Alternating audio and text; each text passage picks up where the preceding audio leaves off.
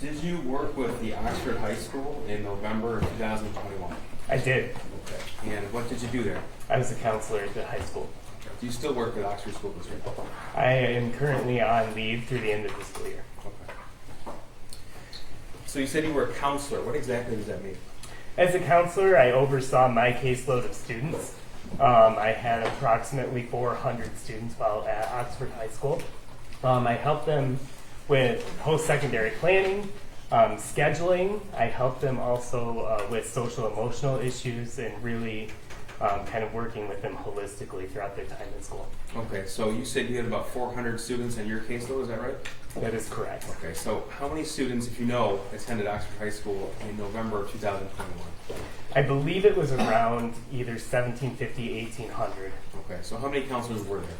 There were 4 counselors with main caseloads, and then we had a counselor who had early college students. Okay, so the 4, you call them main counselors, would they have a similar type of caseload? Yep, we were divided out alphabetically, so we each took about an equal amount of students. Okay. So you described a few different duties. Did you have any primary responsibilities as a counselor, or did you sort of have a lot of different responsibilities? I would call it a lot of different responsibilities that were all primary. Okay. I don't know that there was one that we would put above the other that I described. So in your general caseload, did you have regular meetings with students, or was it as an as-needed basis? Both, actually. We did have a couple meetings per year that were scheduled, especially with seniors. We would meet with them regularly, and then we would meet once per year to go over scheduling and making sure that students were getting everything they needed for graduation, and then at an as-needed basis for any students. Okay. So tell me about your background, please. Well, I graduated from college in 2009, actually started as a youth pastor, worked in that role for from 2009 to 2018. I actually crossed over some with my time in the schools. I graduated with a master's in counseling from Oakland University in 2015, served the 2014-2015 school year as an intern at Oxford High School, and then was hired on full-time after that. Okay, is that where you had been employed up until, from that point up until the time you went on leave? No, I was at Oxford Bridges High School for the 2022-23 school year. Okay, what is that? That's the alternative high school within the Oxford Schools District for students who are credit deficient and at risk for graduation because of their credits. Okay, thank you. So, did any of your responsibilities as a counselor at the high school involve disciplining students? They did not. Okay, so who would handle that? That would have been the dean or our principals. Okay. So, November of 2021, Oxford High School, at that point, were students still masked? They were. Okay. Was it in-person learning, or was it hybrid, or was it remote? It was primarily in person. We did have times when we were unable to stay in person due to amount of students out with COVID tracing. Okay, so it was in person whenever possible. Would that be Yes. correct? Okay. Now, what sort of issues would arise with the students in your caseload in the fall of 2021? It was a difficult time. Looking back on it, it was a time when, you know, it was a lot unknown for students, especially if they would be quarantined at times. You were working with them, making sure they were able to stay caught up. We actually had teachers filming their class as they were teaching their class oftentimes to make sure that they were able to keep students engaged even when they were out. So it was difficult from a scholastic standpoint, which in a lot of ways led to it becoming difficult from the emotional standpoint for students, where it just became, the unknown can be difficult sometimes. What sort of mental health struggles would you see around that time? We saw a lot of depression, anxiety, students struggling, and we saw suicide ideation and unfortunately suicide attempts during that time. Tell us, please, what exactly does suicide ideation mean? It's a difficult one to define for a lot of people, but really what suicide ideation is are themes or things which may be related to suicide. So we could see sadness, which in itself isn't suicidal, or we could see depression, which in itself isn't suicidal. But when we see these themes together, sometimes they can be linked with suicide. Okay. In November of 2021, as well as the previous school year. Was Jennifer Crumbley's son one of the students assigned to your caseload? He was. Okay. When would have been the first time you interacted with Jennifer Crumbley's son? To my memory, the first time would have been in the fall of the 2021 school year. Okay, so what purpose would you have interacted with him at? You would have been a freshman at the high school? Well, I do know that there have been things I interacted with him as a freshman, but I don't have memory of those. We would have done scheduling, we would have done just normal routine things, but I don't have a memory of that. So when you say scheduling, you mean scheduling classes? Yeah, Okay, so that was one of your responsibilities as well? it was. Okay. Now, first of all, is Jennifer Crumbley in the courtroom today? Yes, she is. Can you point here and describe something she's wearing today, please? She is to my right, wearing a black jacket. With record reflected identification? The record would reflect the court identification of the defendant, Jennifer Crumbley. So in the defendant's son's freshman year, that's the fall of 2020 into early parts of 21, do you have any recollection of interacting with him? I don't. Okay. Now, did you interact with him in the, if I showed you an email, would it refresh your recollection if you met with him in the spring of 2021? I have seen this email. I don't have memory of the meeting, but it's been documented. Okay. This is exhibit, I don't believe we have an objection to exhibits 155 through 160. I'm sorry, let me just double check here. That's correct, 155 through 160, right? You don't have an objection to any of those? No. Okay, 155 through 160 are admitted. Mr. Hopkins, I'm going to direct you to the screen right in front of you. This is exhibit 155. Portions obviously are redacted. This is a copy of an email. Is that correct? It is. Okay. It's sent from a staff member of Oxford High School? Mm-hmm. You have to say yes or no. Yes. Okay. And can you tell us, please, it was addressed to you May 13, 2021, 1:46 p.m.? That is correct. Okay. What does the email say? It's, hi, when you get a chance, can you call redacted down and see how he's doing? He's failing my class and tries to sleep all the time in class. Okay. So this was in reference to the defendant's son? That is correct. This is a portion of the same email thread, also May 13, 2021. This is 2:07 p.m. And what was your response? It says, I'll catch him before the end of the day. Okay. And then did that staff member respond to you? Yes. And what was that? Thanks. Just a little worried. Okay. Now, do you recall having a conversation with the defendant's son in May of 2021? I do not recall this meeting. Okay. I'm going to show you what's been admitted as People's 156. Mm-hmm. This is, remember, yes or no? Yes. Okay. September the 8th, 2021, 8:23 a.m. This is an email from a different teacher to you. Is that right? That is correct. Okay. And could you read us, please, what the email says? Hi, Sean. Could you please touch base with student? In his autobiography poem, he said he feels terrible and that his family is a mistake. Unusual responses for sure. Okay. Did you respond to that email? I believe I did. Okay, so this is your response, September the 8th, 2021, 9:15 a.m. What is your response? Thanks for the heads up. I'm in senior meetings throughout the day, but we'll try and catch up with him. Now, do you recall that interaction with the defendant's son? In this case, I did not have a direct interaction with the defendant's son. I talked with the teacher. Okay, and tell us about that, please. I had a conversation with the teacher, and she explained to me a little bit more context of what had gone on. She explained that he was Your joking. Honor, I would object to the hearsay. It's not offered for the truth of the matter, sir, the judge, just to offer what he did next and why. Okay, so what did you do next? So I had a conversation with the teacher who gave me greater context of what was going on within this. And she stated that he was actually... Your Honor, I would object I don't think it was clear to him. Okay. I'm sorry. Oh, that's all right. Based on your conversation with the teacher, what did you do next? Did you... I did Call not or have a email? meeting. I did not have a meeting with the student Okay. at this time. And did you send an email to either the defendant or her husband, or a phone call to either the defendant or her husband? I did not. Okay, that's all, sir. Okay. Now, in Oxford High School, are grades posted so parents can follow along? They are. Okay, and what system is that? That is through a system called Power School. Okay. They are given live updates through that system. And that's every parent of every student registered in Oxford School District. They can follow along with assignments and things of that nature. Yes.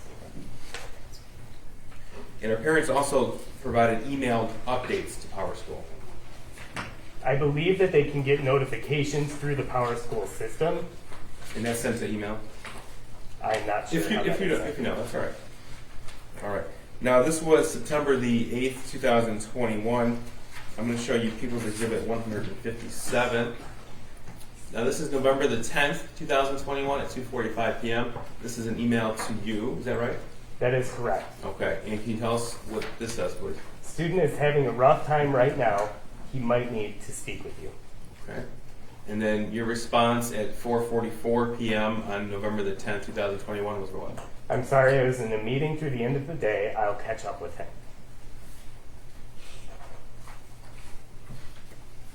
Okay. And did you catch up with him? I did the following day.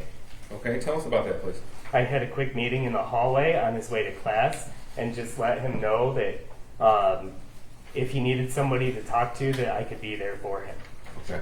Now, did you contact either that student's mother or father at that point? I did not. Okay. Did you send an email? No. And why not? Because it was something that was very typical. I didn't have any information on the student other than he was sad, which to me is a pretty common thing and a normal thing. And I just wanted to be able to offer a bridge that if that student wanted to talk. Okay. And you offered that bridge to the student? I did meet with that student in the hallway and offered that opportunity. Okay. And for the record, that was Jennifer Crumbley's son. Is that correct? That is correct. Now, the next time you had any interaction with the defendant's son was November the 29th, 2021. Would that be right? Yes. This is Exhibit 158. Sir, this is an email to you that eventually was forwarded. Is that correct? This email was eventually forwarded to me fairly quickly after it was sent to the two on this email. Okay, so this is Monday, November 29th, 9:32 a.m. Can you read us, please, what the email says? I have a student during first hour today, defendant's son, who is on his phone looking at different bullets at the end of first hour today as I was walking around the room passing out their essays. I didn't get a chance to investigate it a bit further since it was the end of the hour. Now that he's on my radar, I'm also noticing some of his previous work that he's completed from earlier in the year leans a bit toward the violent side. I can bring these things later today during my 5th hour prep if you would like them. Okay, so this was 9:32 a.m., and you weren't on the initial email, but it was forwarded to you. It was forwarded to me. Okay, and tell us what happened next, please. At this point, I received a phone call from Pam Fine, who was on the original email, asking if I would be able to come to her office.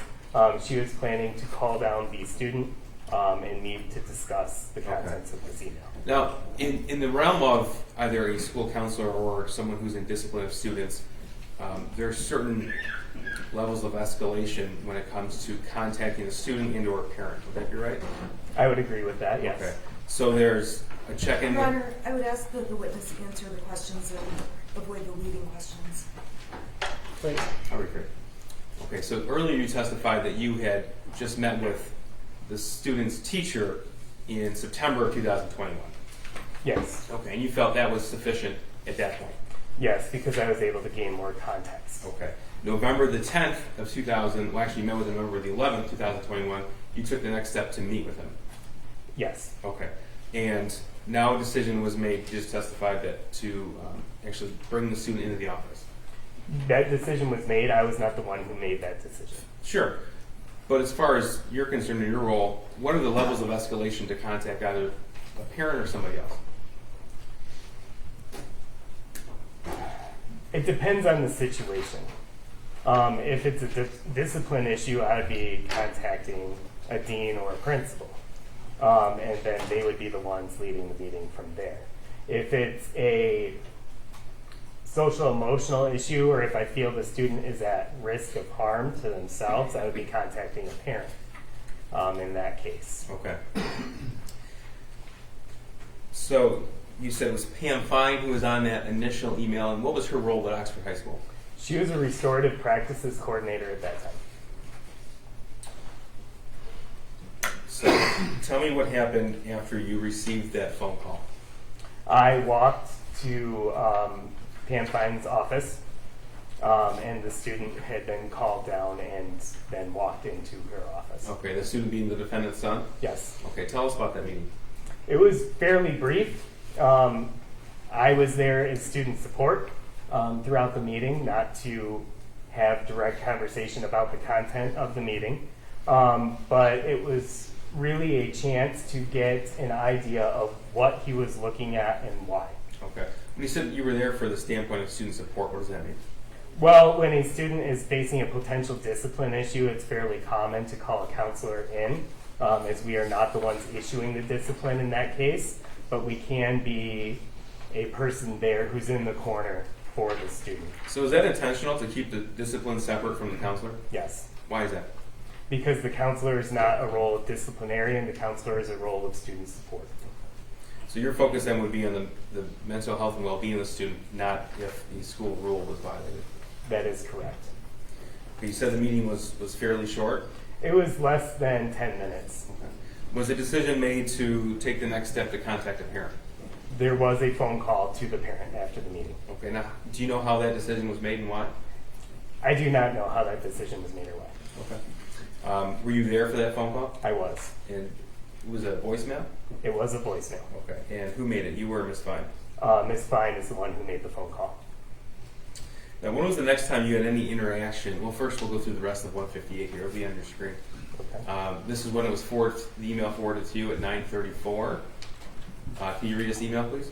I sent the following email to Nick and Pam. I wanted to make you aware as well. I'm not sure if you had any contact with this student. Okay, now who's Nick? Nick was a dean of students at Oxford High School at the time. Okay. And 9:36 a.m., you responded to the email. What did you write? Thanks, Jacqueline. I'll be touching base with him as well. Okay, thank you. Now, when is the next time that you had contact with the defendant's son? It would have been the following morning of November 30th. I'm going to show you what's already been admitted as 159. This is also an email. This is Tuesday, November 30th, 2021 at 8:05 a.m. And you were on this initial email, correct? Yes. Okay, could you tell us what the email says, please? I know Jackie emailed you guys yesterday with some concerns about the student in our first hour class. Today he is watching videos on his phone of a guy gunning down people. It looks like it's a movie scene and not security footage / a real event, but definitely still concerning when taking into account some of his other behaviors. Okay, so this email was sent at 8:05 a.m. the morning of the shooting. What Yes. time did you receive it? Well, I received it at 8:05. I believe I responded and saw it about 30 minutes later, I'm sorry, that was a bad question. If you recall, what time did you actually read it? around 8:30. Okay. What was your reaction when you read the email? My first reaction was, here we go again, of another conversation of you have to follow school rules, you have to be able to make decisions that aren't going to be detrimental to your time in class. Okay. Now, did you receive, subsequently you met with that student, correct? That is correct. Okay, but before you did you receive another email regarding him? Not to my knowledge, no. Okay, well, did you receive another email regarding the defendant's son that day? I did, but it was, what happened was a math teacher showed a picture to our dean of students, Nikki. Okay, so I'm going to show you 160, what's been admitted. Okay. This is from a teacher to you and Mr. Ejak, who references the dean of students. Yes. This was sent 9:32 a.m. and this was a photograph of a drawing by the defendant's son. Yes, this was sent after I already had defendant's son in my office. Okay, so let's back up a little bit then. You looked at the first email around 8:30 in the morning, you said? Yes. Okay, and then what decision did you make and why? I was on the phone when I saw the email, and upon hanging up the phone, I actually had Mr. Ejak come to my office. Why is that? Because he had been shown the math assignment, which is attached in the email currently on the screen. Okay, and then tell me about that conversation. He mentioned that Miss Morgan had shown him this picture. I said Ethan because I had his schedule up on my computer, going to planning on talking with him. Okay. And then I made the decision as the counselor to go into his class because it is, when a counselor goes into a class, it could be for anything. Okay. You said you had made the decision to speak with him. Was that because of the email you received before Mr. Ejak came and saw you, or another reason? It was based on the email that I received. Okay. And then when I already had the information that there was an assignment of some sort going on, then it solidified that decision even further that I was going to talk to the student. Okay. Did Mr. Ejak show that to you, or did you see it from the email? I did not see it until I saw the assignment in person in the class. In person? He was shown a picture of it on the phone. Who's he? Mr. Ejak Okay. was shown a picture of it on a cell phone. All right. So I had not seen the assignment at that point. All right. And you made the decision to retrieve the defendant's son from class and bring him to your office. Yes, his classroom was actually close to my office when he was in that hour. Okay. And so I made the decision that as a counselor, it would be easier for me to walk in there because that's a pretty common thing. And then I ended up grabbing the assignment and walking back to my office with the student. Okay. Now, the first time you saw that assignment was in person in that classroom. That's correct? I really didn't look at it much. I had it, Okay. but I wasn't studying it as we were walking back to my office. Okay. This is Exhibit 123. It's already been admitted. Now, there's things drawn out in words added and certain words crossed out. Was this the assignment that you retrieved from the defendant's son's classroom? Yes, it was. Okay. And then you brought the defendant's son back to your office. Is that right? Yes. Okay. And then when would you say is the first time that you really took a look at this? A couple minutes after being back into my office was when I really took a look at it. Okay. I went through the email I received with him With from who? The Allison. defendant's son? Yes. Okay. The email from Allison Karpinski, and then sought clarification on that email. And then after receiving the clarification from the student on that email, I then looked over the paper with the defendant's son.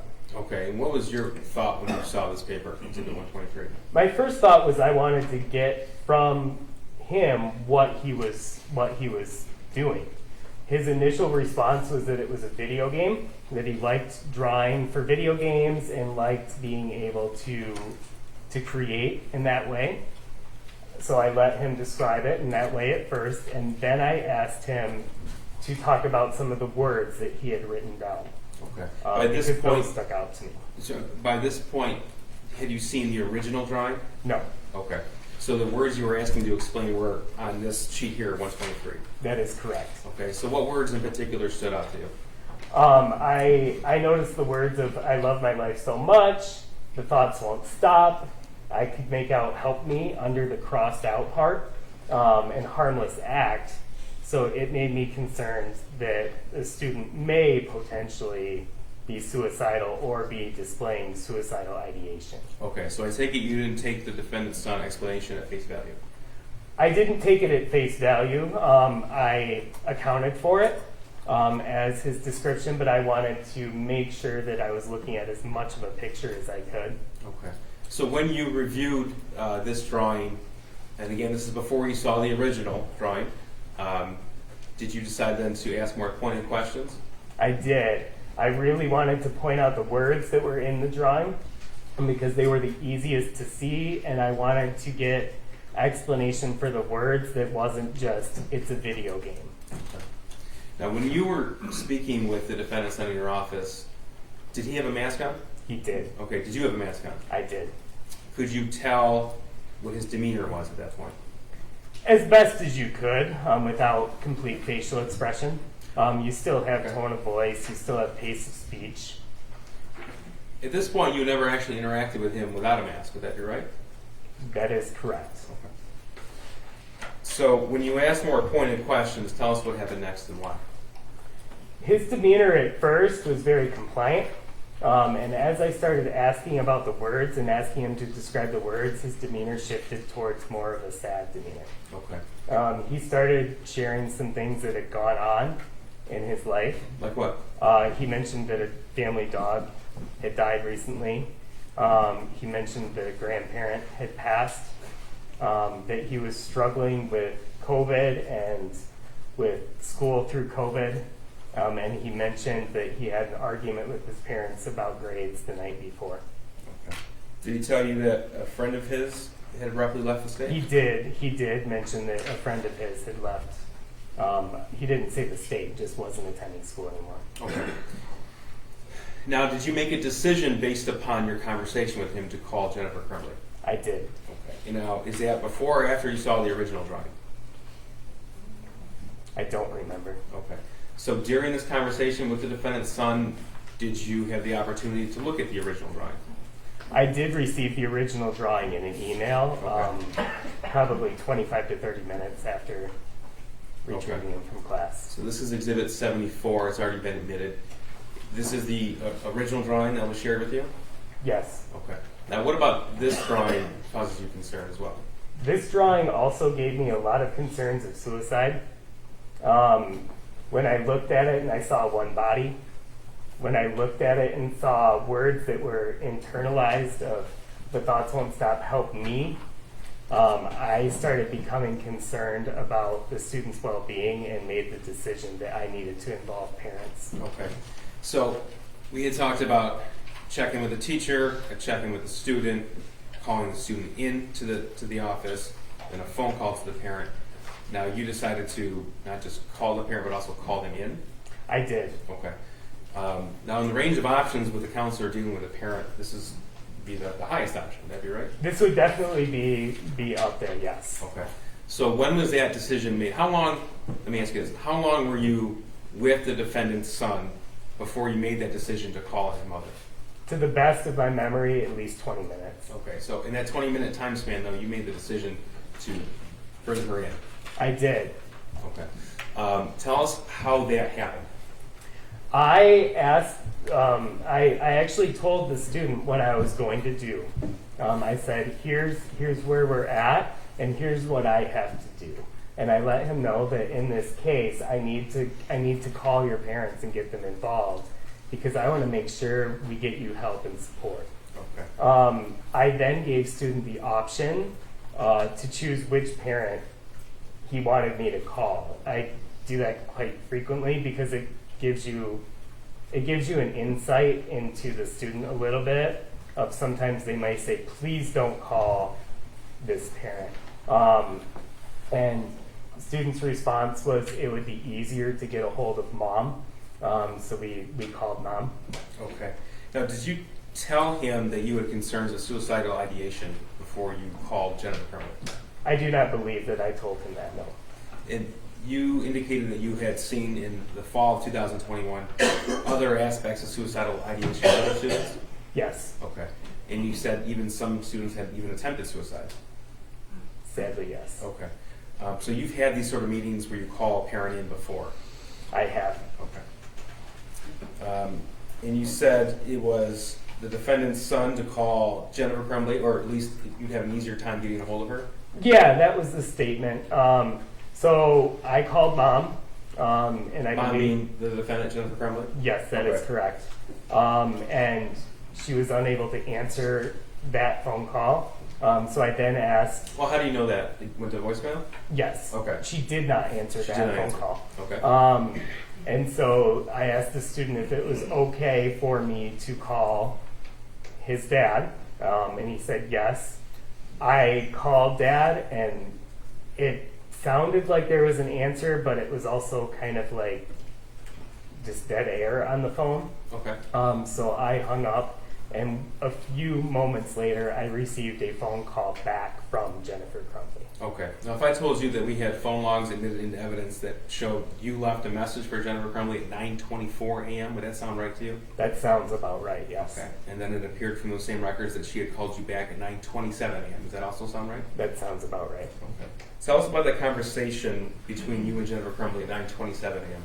I let her know that I had the student in my office and I had some concerns and was hoping that she would be able to come into the school.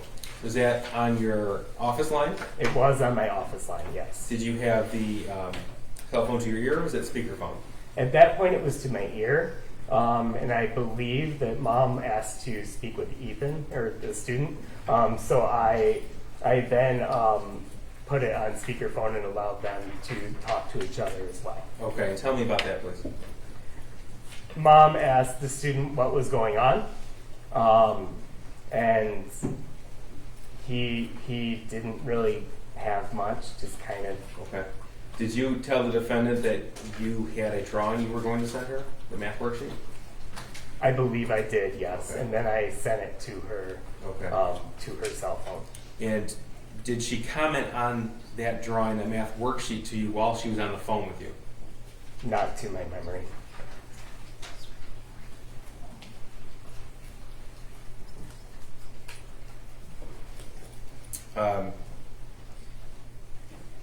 You indicated to Jennifer Crumbley that you needed her to come into the office. Is that what you said?